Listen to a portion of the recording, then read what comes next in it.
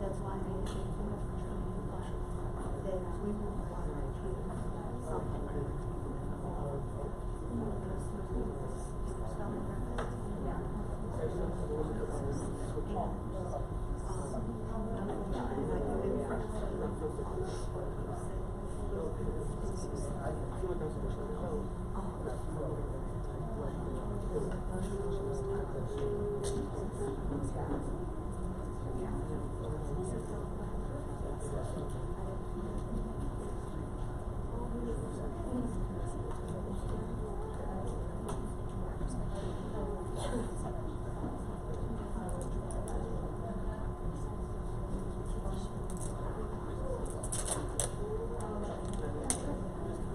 Can I just have your names just in case?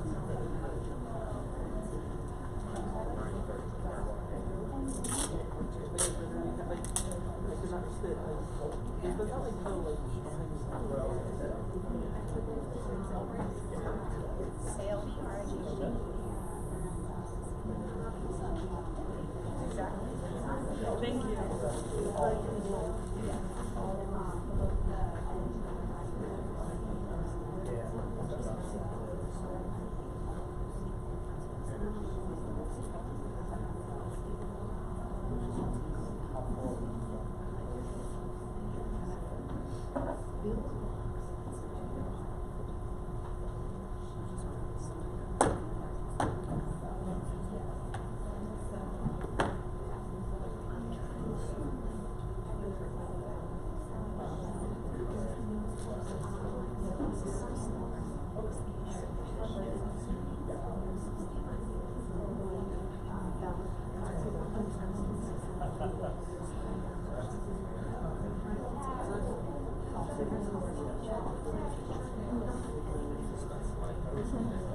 I know they don't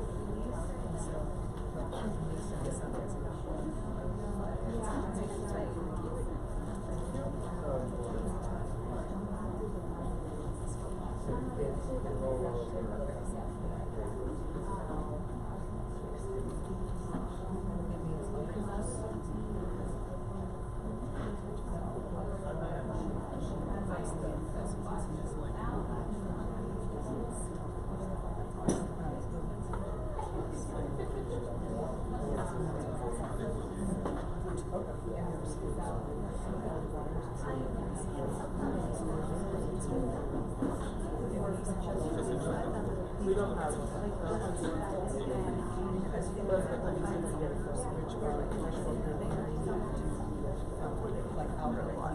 but I'm supposed to be cooking, so I got temperature sensing. But I'm curious how they explain it.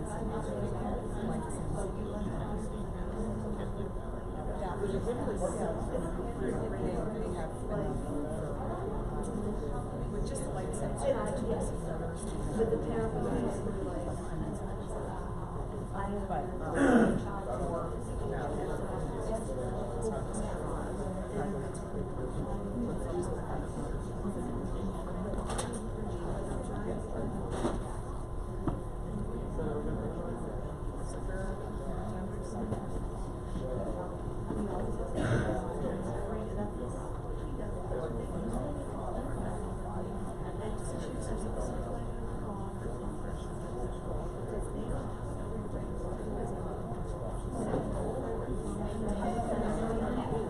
You made my day.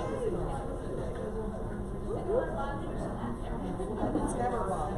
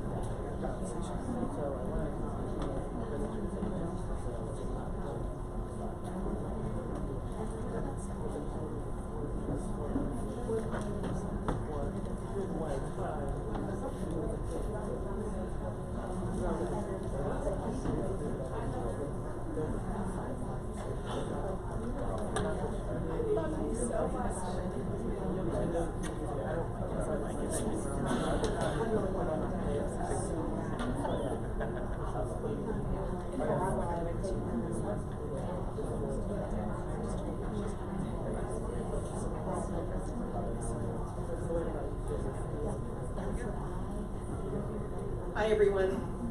Welcome to It's a Tool, Not a Toy. And my name is Kristen Strong Albright. I am the K-5 STEM teacher for State College Area School District. And this is my partner in crime, Ryan Cardy. He is a 7th and 8th grade math teacher at Penns Valley Area School District. And we used to work together at Penns Valley, and we've done this a few times, a few different iterations of this same one. This is a very casual presentation. We're very casual people. So if you have questions, please, please, please don't hesitate to interrupt our presentation. That's not going to bother us at all. So we're really just trying to get to why to buy a particular tool.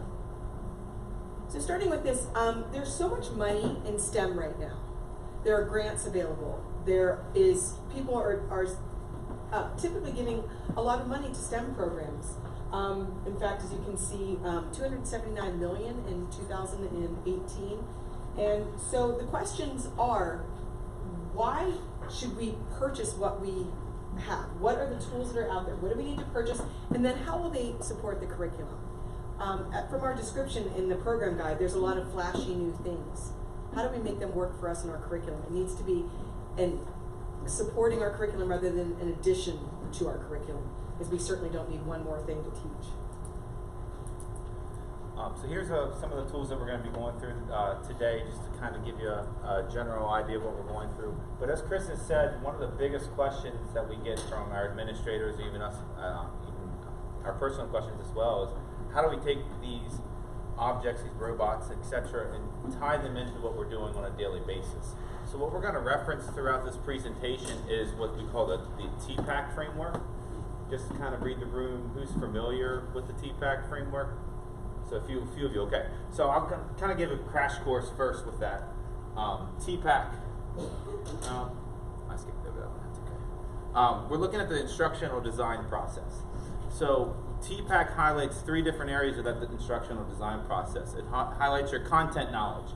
So those are the standards you're pulling from SAS and Department of Education, as well as just your common knowledge of that subject area.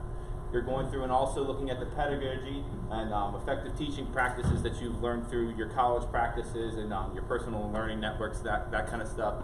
And then we're going to tie all of that into this technology, or this also framework can be, applied to any technology as well. We're going to kind of reference it from the viewpoint of like robots and that kind of stuff today.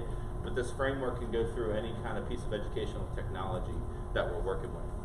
Yeah. You want just to ask us who knows these Sure, things? go ahead. I just want to go through and see who, because we'd like to spend more time on what you don't know than if everybody here is familiar with the tool. So I'm just going to kind of go around the board here. Sphero, familiar? Okay. Dot and Dash. Ozobot. Okay. Microbit. Okay. Good. Sam Labs. Ooh, yay! All right, that's going to be a good one because we have a Sam Labs rep in the room. Bebop and Meet Edison, and MergeQ. So it looks like Merge, Microbit, Sam, and Meet Edison. Yeah, we'll go through and highlight each one as well. Just again, I think one of the big components with this presentation is that mindset of going through. That's where, like I said, we're going to reference TPAC a lot. So the next one there. So the suggested pathway, I would say, that what we came up with is starting with your content knowledge. So going, okay, what are you teaching and what do you know about this? Because you already know firsthand, if you don't know what you're teaching, you're kind of in a rough place, right? So you need to make sure that you know what's going on, you know what content you're teaching, you know what standard you're highlighting. Then you're going to go through and question what pedagogy strategies are you going to have the students work through. What's the best way for your students to learn? So like, are you looking for a way to collaborate? Are you looking for a way for them to get hands-on? Now, these 2 things here is what teaching was prior to technology. So you're taking your content, you're applying effective pedagogy, and you're creating learning experience for your students. This is still where you need to begin. And that's where a lot of us fall short of the true potential of these tools, because we don't begin here. So we go and we say, oh, we got this awesome robot. Woo! Let's use it. Okay, well, how do I use it? When you start with this, I kind of explain to my students, you're not building a solid base for your lesson right now. So before you ever talk about your technology tool, you need to ask these questions. What's your content? What's your pedagogy? Then you go to what you have available. And And then what you're going to go through that, and then you're going to ask yourself, what digital tool can you use, and how will that complement what I'm teaching and what I want my students to be going through. So again, that's the process that we're going to have you think through as we explain each one of these tools. Because again, some of you, like you with your hand raising, that you already have experience with these tools. So hopefully what we can push you towards today is using these tools more effectively in your classroom. Is we've talked in previous iterations of this about the SAMR model, and we're always looking to push to that highest level. So how can you do things with your normal pedagogy, and then how can you take it to that next level? So we're always looking to get that next level of motivation, that next level of understanding. So the question is, what are you going to teach? Right now I'd like for you to think of a standard that you use that you can keep in mind throughout the rest of this presentation. Think about a standard that you use, something that you use every single day.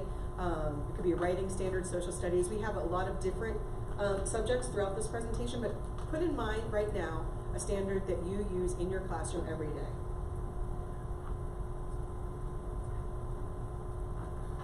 And then how would you like to teach it? So again, that's highlighting the content, the pedagogy of your TPAC. So right now what you're doing is you're building your solid base for your lesson, but then we're going to add a technology component to really enhance it and just kind of make a whole different learning experience for students. So just make sure you have something in mind, because our goal for, as we go through and explain these tools, we're going to give examples of lessons that we've taught with them, but we want you to be thinking about your content, the pedagogy strategies that you're interested in using, and see if you can apply those to any of these. And then you can throw them out at us, and we'll see if we can do it whose line is it anyway style, and we can tell you how we can add things to your curriculum here at the end. I don't know if we'll get to that. It would be really a shame if we didn't. So the first thing that we're going to talk about is conducting short research projects. Anybody here have research projects in their curriculum where they do something small? Elementary folks? Yeah, this is something that's often kind of painful to get through. I was a librarian for 13 years prior to my switch to be a STEM teacher. And conducting short research projects, because kids don't often see where it can go and the excitement, you have to build the final product into this. I don't care who you are. To do a research project, you have to find a way, and I see some of my librarian friends nodding in the audience.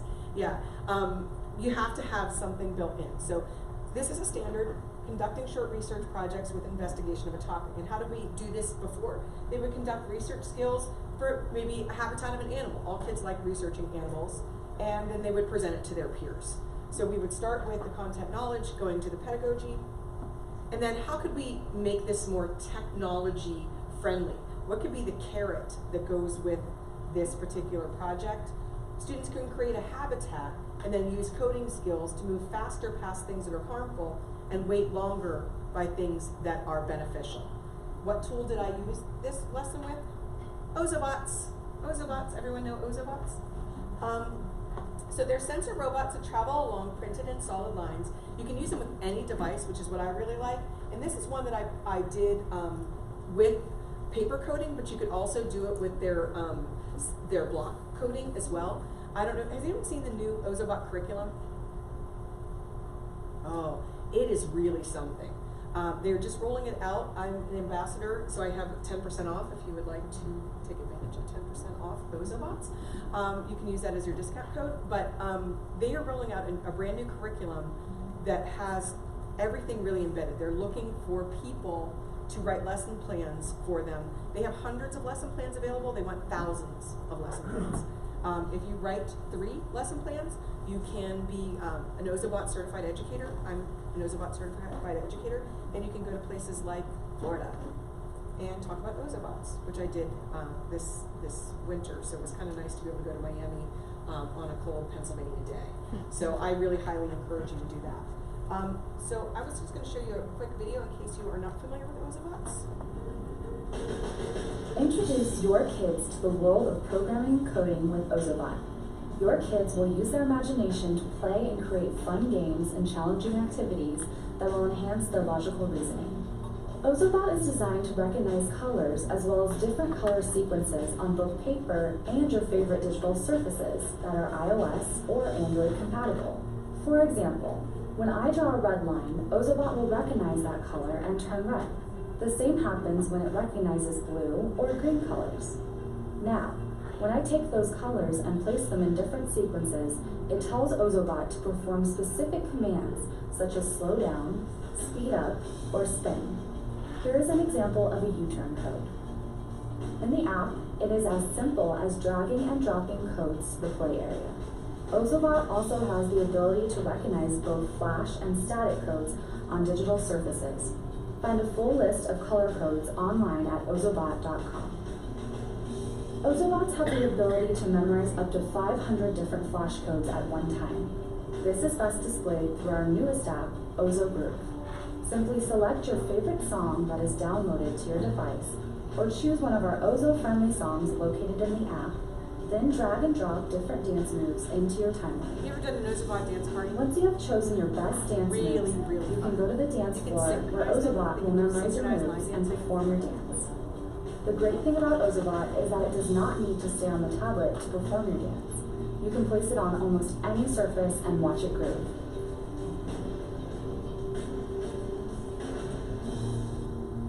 And as I said, their new curriculum, I don't have it out. It's still kind of in beta testing. I've checked it out, but they have so many more things that they're adding to this every single day. And if you follow them on Twitter, you're going to get a lot more information from Ozobot. I really highly recommend it. And if you do, please put my because I like to go to conferences like in Florida and places. So if you could give a shout out for me, I would really appreciate it. I have a sticker for Ozobots here in my bag with my Twitter hashtag on it. So I can hand those out at the end. Chris, But a really quick question. yeah, please. All the screens that you had just showed on, do they scratch the touch screen? No, they do not. No, and actually they're really, really durable. I'm really kind of surprised at how many things we have done to these and they still work. We've taped them up completely. We've dressed them in costumes. As you can see on my next screen, we've stuck plastic frogs on the top of them, which is part of my lesson here. So this one here is what I was talking about, where we coded 3 bad things that the frog would have in a habitat and 2 good things, and they had to code the Ozobot to go slower around things that were good for the Ozobot, or for the frog on top of the Ozobot, and then faster past bad things. So it was a quick and dirty research project, finding 5 facts, putting it on paper, but they were more willing to do it because we stuck a frog on top of this.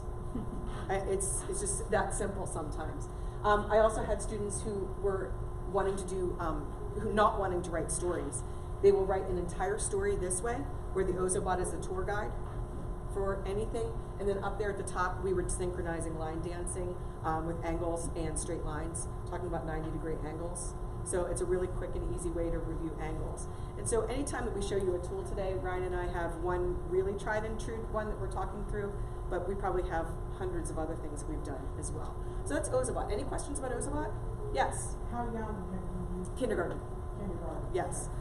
Kindergarten, what's really cool about teaching robotics with kindergarten, I find, is that they're still really feeling like everything's magical. Like somebody is gathering a tooth from under their pillow. So when you do anything like this, it's almost like magic.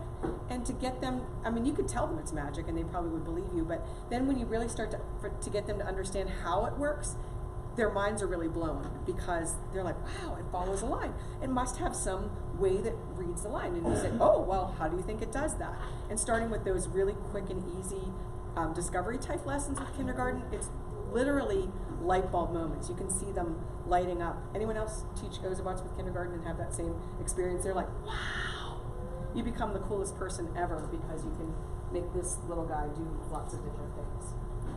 So that's Ozobots. Okay, so next we're going to highlight a social studies standard. So talking about immigration and migration and kind of focusing on the Louisiana Purchase. So that's the content standard that, for example, me as a teacher, I'm working to plan a lesson for.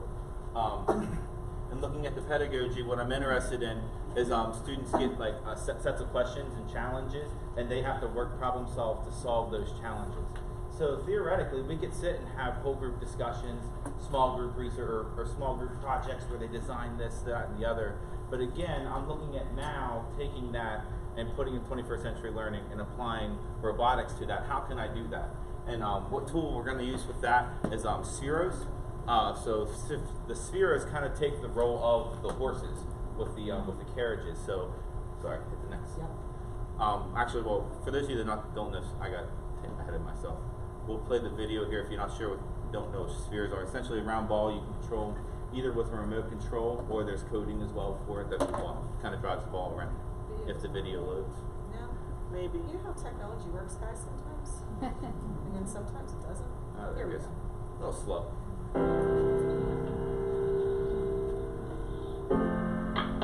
Okay, let's see if we put this on here. Yeah, obviously. One. Yeah. Color wheel. Pink. Whoa.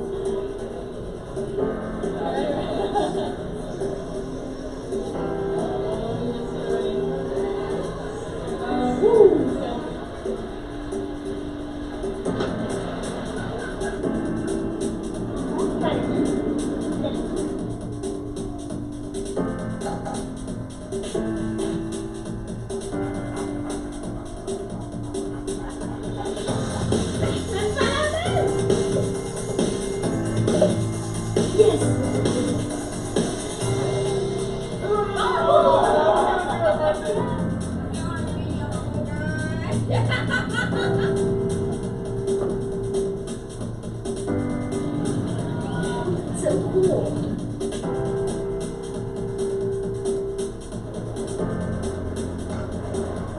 They're waterproof. You know that?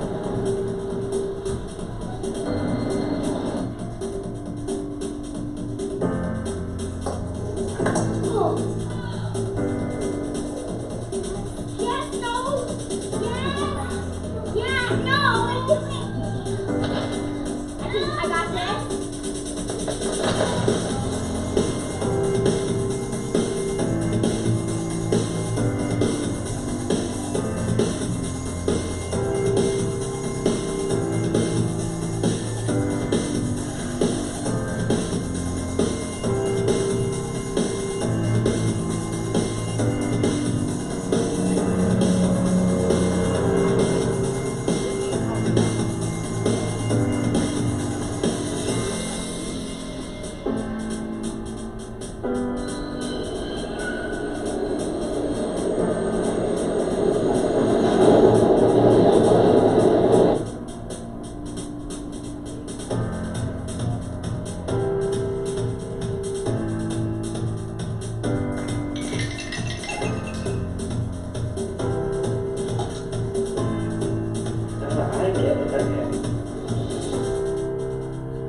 Okay, so if you weren't familiar with Spheros before, that's what they look like.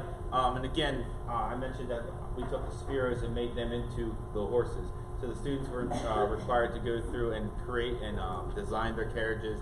Different wheels might have helped them, this, that, and the other. And then they were set off to travel towards the out west of our country. And along that way, different challenges were given to them.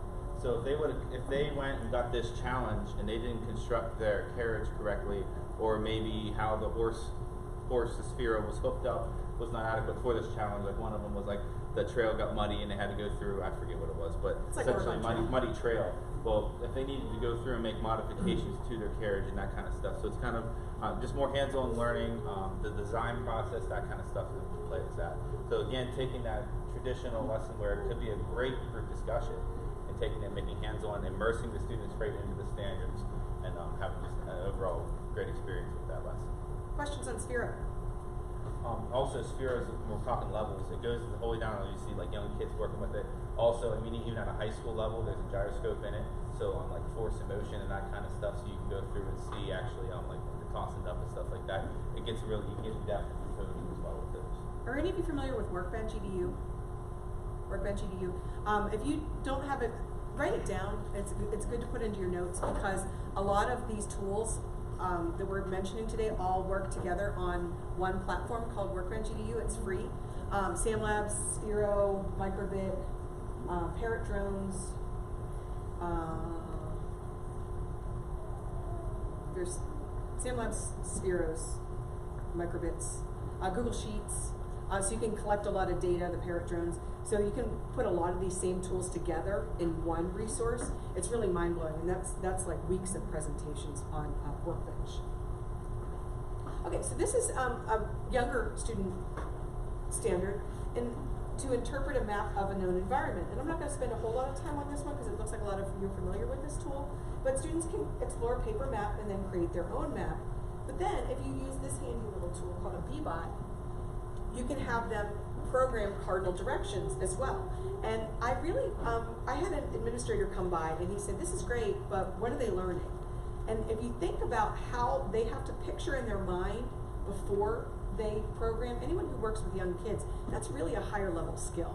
And I think by using such an easy tool, and we use our B-bots a lot in my kindergarten classroom because they can be independent with them. I find that this is just so easy. You can throw it out there and kids feel successful. We also have a robot petting zoo a couple times a year when I am having open houses and stuff. And these are really pretty indestructible. I've never had one destruct. Anybody? Yeah. So I'm not going to spend a whole lot of time on B-bots, but it's a really great way to encourage your students, and I'm not going to show the video for that one because we have so many things. But as you can see, our young learners, by able to plan a town and have the B-bot go to all the different places, really has them thinking about what's in a town. That's great for a community resource unit. And then they have to think about how things go and the angles and right and left. So many kids don't know the right and left. So many grown-ups don't know the right and left. I hope you all know the right and left. Do you? Yeah? Okay, good. But that's B-bots, and they can be used in a lot of different ways. We've used them with older children as well, with geometry, and I think it's a really nice way to talk about angles and cardinal directions. Okay, so going to the math realm. So I'm teaching geometry. Use just essentially basic properties of 2D shapes. So we're talking about side lengths, we're talking about angles, that kind of stuff. So going with the pedagogy behind it is having students not just recall the properties, but then using those properties to create those shapes. So in a traditional lesson, you might have a paper pencil activity where the students go through and draw these different shapes in different ways. But taking a step up with the technology, using dash and dots to allow students to produce coding that will actually go through then and do, you can program the distance that this travels, the angles that they turn, and I'll explain a little bit more once we show, I forget your self-rating, people use dash and dots, so we're probably showing the video. If you already use it, enjoy the mental break for a couple minutes, right? As a parent, how do you help your children develop important skills that prepare them for the future? Meet Dash and Dot, fun, easy-to-use, interactive robots that teach kids about programming with hands-on play. Dash and Dot are ready to play right out of the box and can be programmed with our free apps for your phone or tablet. Kids start learning right away with an easy-to-follow tutorial and hundreds of preloaded missions. Dot can be programmed on its own as a quirky magic dot ball. I'm gonna go in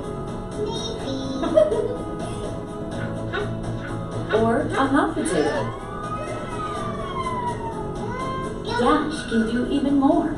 He can dance, race around the house, respond to objects and sounds, and record your child's voice for a fun surprise. Dash and Dot will fuel your child's natural curiosity. They'll love programming new adventures for their robot sidekicks. They can play hide and seek, set up challenging courses, or go head-to-head for a thrilling race. You'll be surprised at their creativity and innovation.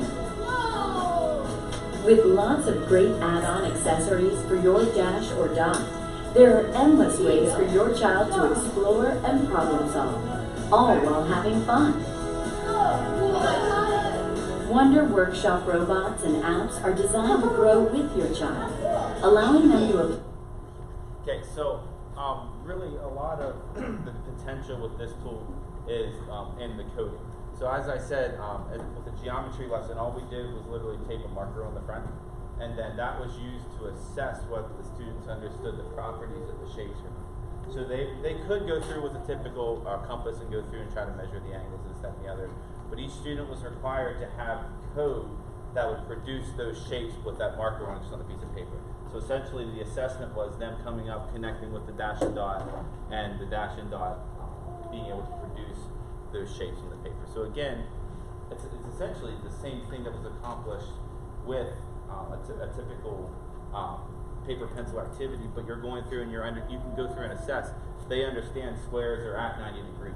Whereas with the compass, you would have to go through and go back through and or kind of measure each one. You can take screenshots of the coding, and that's what they also submitted for grading purposes as well, just to make sure that they understand. This was 5th grade. So back when I wore many hats over the past We both have. 5 years, but now I'm at the high school. Lots of hats. Lots of experiences. Any questions about dot and dash? My younger ones like dot and dash because they have a face. So they think it's more personable, and the fact that it can talk and you can program it to speak, they really like that. Yes? No, it comes from the dash and dot. Yeah. It's lovely when you're trying to charge them. They all kind of talk. Hey, hey. You have like 8 of them. Hey, who, why, who?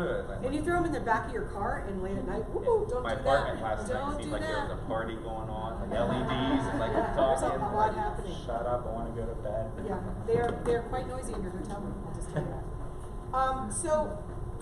Talking about landforms, this is Oh, that's fine. yours as well. Yeah. Okay. So also 5th grade standard. When I was in 5th grade, I taught science as well. So we're looking at different types of landforms and their properties. So actually, when I went into 5th grade my first year, what they did was they were using creative thinking. We actually went to create salto maps. So they were going through and they would make a mountain and they would go through with toothpicks and little flags and label them and put their properties and that kind of stuff. But the thing that I did not like about it was one of the standards on top of this was going through and looking at erosion, deposition, sedimentation, and how those landforms are changing.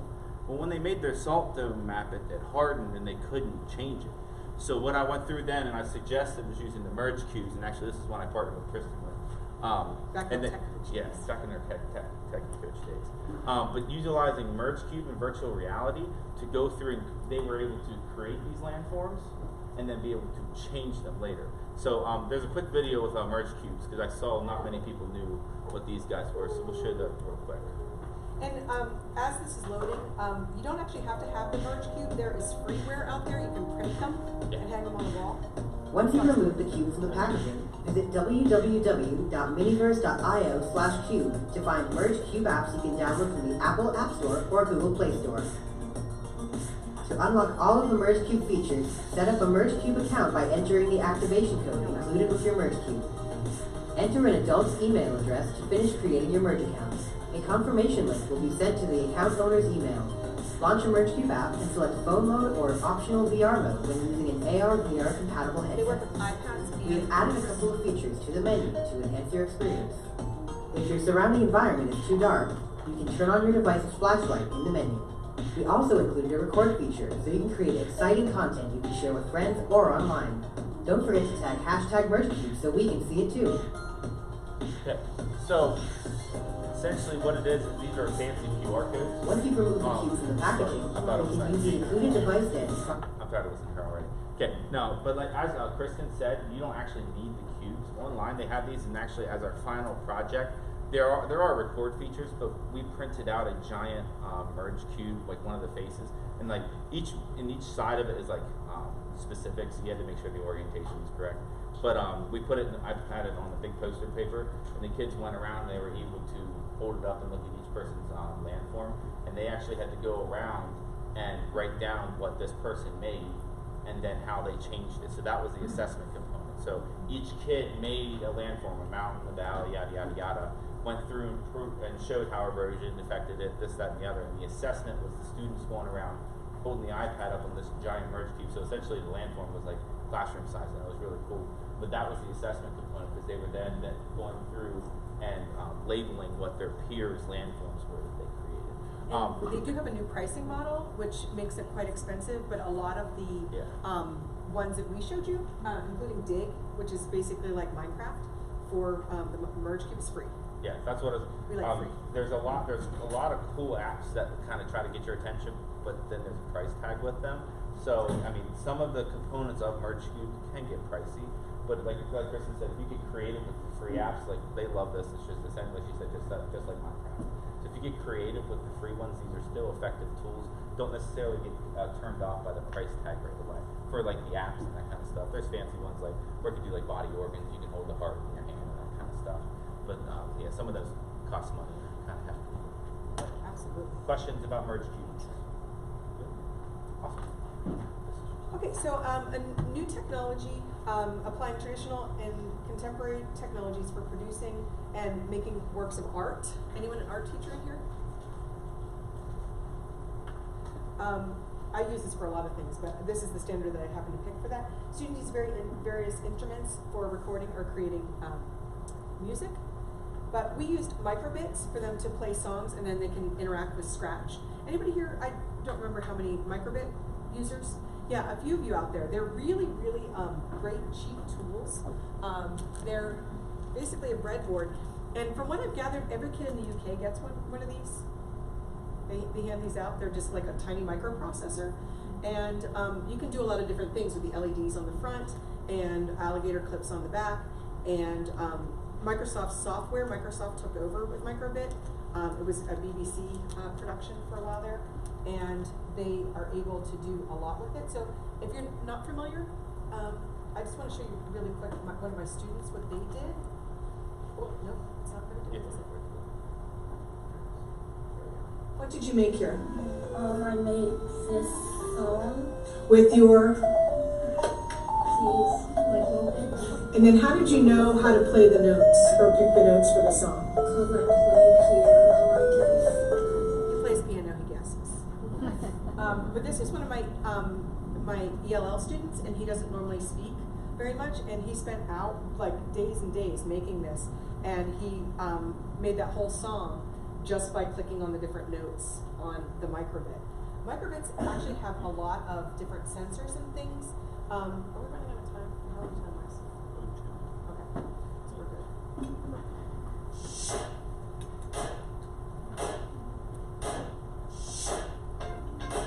And I actually showed this to my students. The microbit is a pocket-sized computer that lets you get creative with digital technology. You can code, customize, and control your microbit from anywhere. Light up the LED display to create something simple in minutes, or even communicate between microbits. Or get really creative with microbit's more advanced features, like its buttons, motion detector, compass, and sensors. You could create a guitar that changes the volume the more you shake it. Or a flick football game that powers a microbit scoreboard. And you can connect it to other devices, sensors, and everyday objects. So you could water your thirsty plants, or use Bluetooth to take photos with your phone, and control your music player. And you can customize the microbit in any way you can imagine. It's really anything you want it to be. I think it's a bit like a robot. It's quite different to any other technology I've sort of used before. You just have fun with it. I can control my tablet. You can make games, you can take pictures. Kind of something that senses movement. And you can just place it in your pocket and make whatever you want. We'll describe it as a lucha.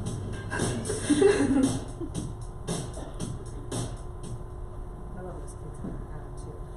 But this actually works with Scratch, and it also works with Sam Labs on the workbench, which I mentioned before, and Sam Labs is coming up in a little bit. But I like the fact that it's so small, but it has some really powerful sensors in it. So if any of you teach science, it's teaching the sciences, that light sensor and the temperature sensor. And then we had talked a lot about the accelerometer inside and how it senses movement. So you can make a pedometer and a lot of other things that go with that as well. So you can track data, and then with Workbench, you can have all of that data that you're collecting, say temperature, dumped into a Google Sheets, and then you can do whatever you want to manipulate the data. How do they hold up? I mean, they seem like with so many sensors and buttons, they're easily breakable. You would think. I don't know the answer to that yet because I've only had them for a year. The ones that I have not broken yet, knock on wood, but another question? Yes? You just have to be careful, the battery pack. Yes. Sometimes the wires to the battery pack are sometimes kind of sensitive.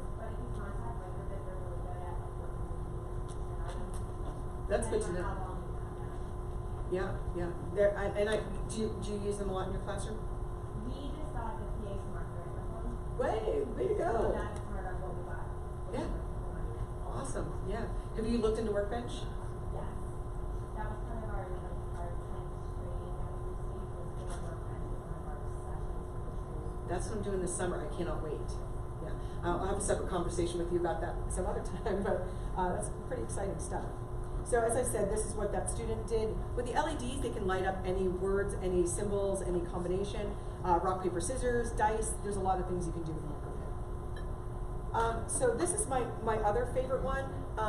We did a light unit in 5th grade, developing a model to have light enter your eye and how light reflects and the light intensity. So students would experiment with mirrors and light and record data. So this is my new favorite tool, not just because of representatives here in the room, but students actually created Lego lighthouses that use mirrors, sandlamps, DC motors, light sensors, and LEDs to create the strongest beam of light.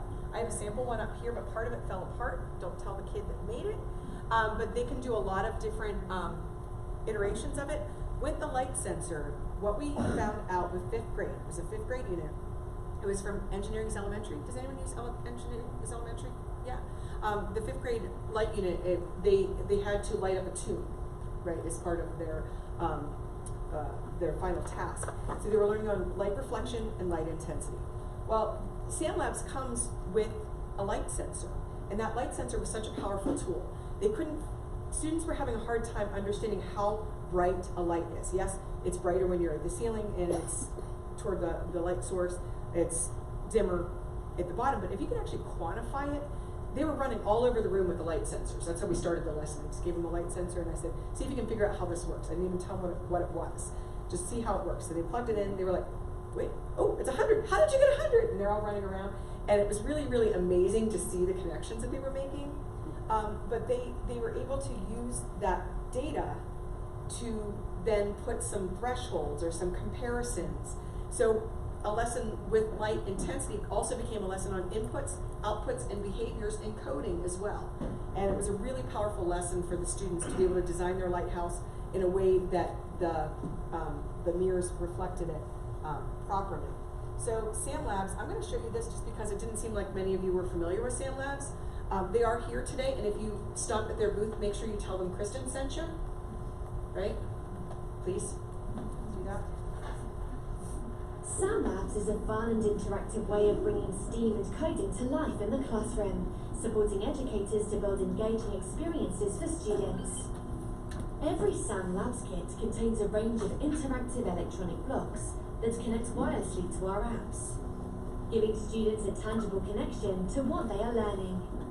We provide you with all the support you need, including detailed practical lesson plans made for teachers by teachers.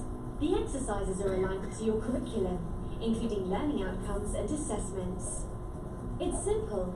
Just download your SandLabs app, turn on your Sand blocks, pair them up, and get started. When you connect coding to physical Sand blocks, you connect the classroom to the real world, aiding memory recall and building transferable skills. SandLabs is about building 21st century skills, including problem solving, creativity, and computational thinking. And it's not just for coding classes. SandLabs lesson plans cover a wide variety of STEAM subjects. SandLabs also enables student progression for different skill levels, so you can start with visual flow-based coding, then progress to block-based coding with Sam Blockly. It's perfect for classrooms, after-school activities, summer programs, makerspaces, and coding and robotics clubs. Get in touch with us at www.samlabs.com to request a demo. Or go downstairs to the exhibition hall and see them. I call these little bits on steroids. If you have little bits and you know how those work, they're attracted with magnets. SandLabs blocks are Bluetooth, and they're extremely durable. We were trying to figure out how durable they were, and we went to an online training, and the guy picked up the block and threw it against the wall, and he said, there you go, that's how durable they are. And they've been really holding up since then. But what we really like is that when you buy a tool, you want it to be used for many, many different things. And all the tools that we're showing you today can be used in lots of different iterations and a lot of different subjects. But I like the fact, again, with teaching the science and the STEM part of it, you have the heat sensors, the tilt sensors, the light sensors, and all those different ways to take in information from the environment, and then you can have the output of motors and lights and other things. So the kids can really learn the difference between inputs and outputs in that computer science-based things, as well as, and their lesson plans are amazing. It looks like it would be really scary to start, and I was a little afraid, to be honest, at the beginning. Their lesson plans are so well thought out, and it shows you step by step that you could really even leave it for a substitute, and they would be able to follow the lesson plan. It's pretty amazing. So I'm not showing favoritism, but I am. And so this is an example of one of the lighthouses that was built that didn't fall apart in my suitcase. They had to think about the angle of the light. They had to think about how dim the light had to be in the room. So they set a limit to the amount of light in the room, and it only kicked on after the light was dim enough for a lighthouse. We researched different types of lighthouses and energy efficiency, and why would you want it? You don't want it on all the time. And so then they had to think about the threshold of how light is it in the room, and then when do we want it to kick on, and then what do we want it to do? So they set intervals to make it flash, and then we took it, they really wanted to continue with the SandLabs blocks, so we created, I don't have a video of it because it was just last week, but they made treasure boxes, and we watched from Ocean's 12, the laser security system, you know, where the guy's like going up and over the laser security system, and they designed it with a laser pointer in a box with the light sensor, and as soon as they had to make the laser bounce between the mirrors inside their shoebox to protect the treasure. And when something got in front of it and blocked the light from the light sensor, then an alarm would sound. And it could be any alarm that they wanted.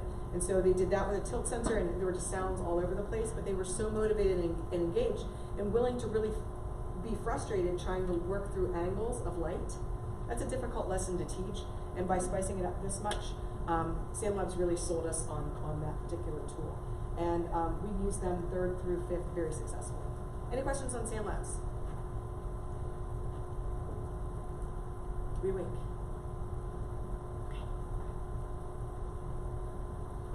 All right, so our last example that we're going to go through, so this one here is targeting force and motion, and kind of also, what I'm going to describe too is with simple machines, and that's a 3rd grade science lesson that we're working with. So to do that, what we would really like to do with the effective pedagogy, obviously, is getting kids working with simple machines, right? So you have all your examples of your levers and your pulleys and that kind of stuff, the things you can get hands-on with your students in your classroom. But really looking at a technology component you can add to that to enhance that experience, looking at Meet Edison's, and using this tool to create simple machines. So I think the hand was pretty limited. Hand vote at the beginning was pretty limited. Am I correct with Meet Edison's? So let's play the video before I explain too much about it, just so you can get a feel of what this tool is. I have not found a really good video introducing it. This is from a while ago.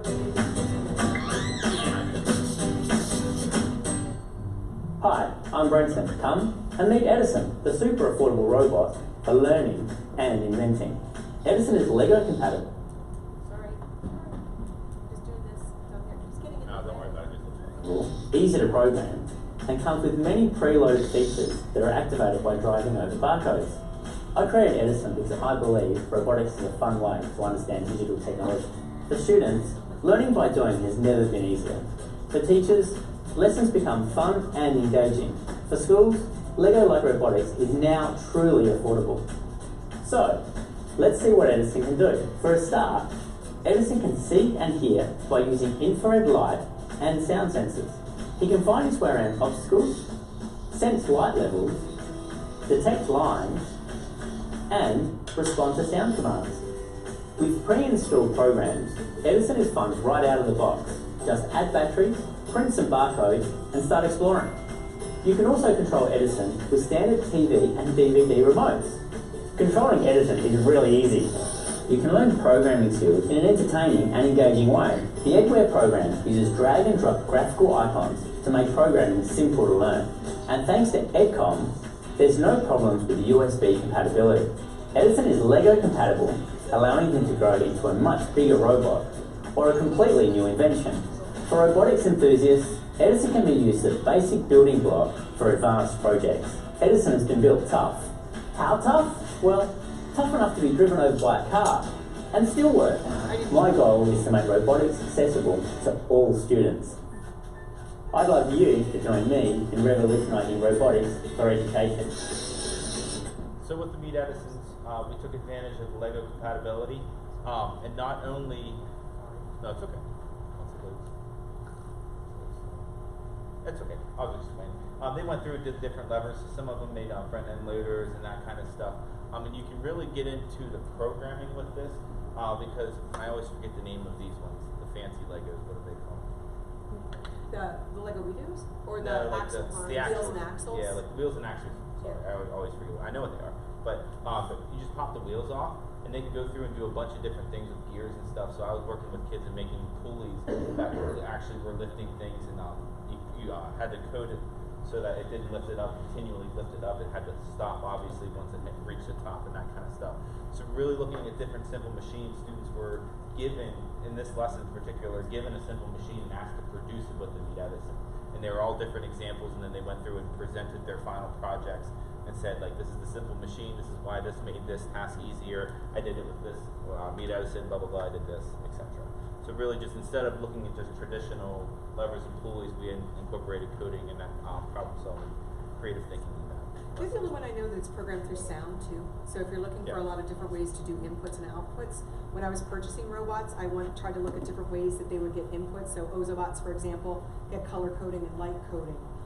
Sam Labs take in the sensors from light and temperature and other things. And what's nice about the Meet Edison is that they're sound-based, so you can go through a lot of different, with those few tools, you can do a lot of different things, and kids can see a lot of different iterations of how robots can be programmed just with those simple tools. So we included this slide, and it will be uploaded in our presentation. It has information in lesson plans on all these different tools. But right now, we'd like to take any questions that you have on anything, and also give you a chance to come up and see some of these things, because I know that it's not a group. We had really kicked around the idea of having you come up first and feel and touch all these things as like a please touch petting zoo, but we weren't able to do that with a group this size. So we weren't able to, we'd love for you to come up and see and ask questions and find out more. Bringing the whole thing full perspective there, just going back to the team pack, we really encourage you as you go forth and even just here at the conference or planning your lessons and stuff, really take a look at that TPAC framework. And because a lot of the times we plan great lessons with these tools, but we don't reach the truest potential what these tools can have with your lessons. So modeling your lessons off of that TPAC and using that in your lesson planning can honestly bring out the fullest potential of these EdTech tools. So again, if you have any questions about these tools, please come up and ask us. We're friendly, we won't bite. And I have the Ozobot stickers. Yeah. Contact information, and again, on the session website, I forgot to post the link, I apologize. Our whole presentation will be available as soon as PT puts it up. Good, awesome, thanks for coming out.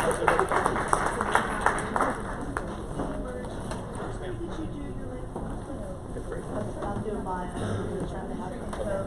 Yeah, that big.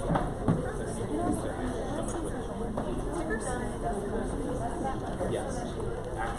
Not well, this is for. So, yes and no. Because my. When No, any marker.